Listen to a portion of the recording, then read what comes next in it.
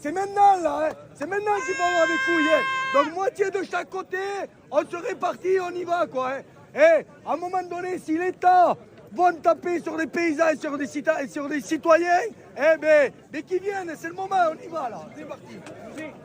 Il faut enlever les batteries pour les empêcher de les faire démarrer, que les gendarmes les démarrent. Il faut sortir, il faut qu'on soit autour des tracteurs, enlever les batteries.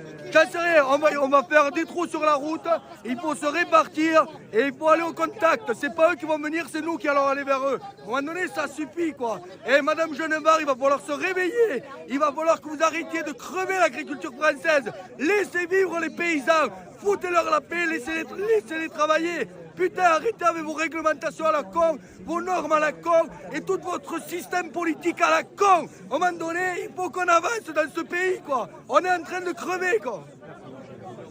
Creusez là-bas, hein. C'est bon? Mais qui creuse?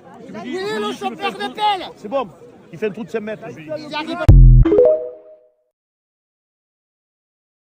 On se bouge pas maintenant, on est mort. Il n'y aura plus rien. Mais si en plus nos politiciens ils sont même pas foutus de comprendre ça, ça a pleuré. Ça a pleuré. C'est immonde.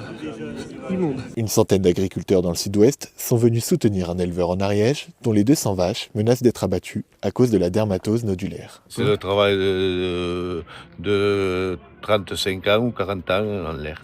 Aujourd'hui se joue l'abattage de 200 animaux. Aujourd'hui c'est Didier, demain c'est n'importe lequel de ceux-là.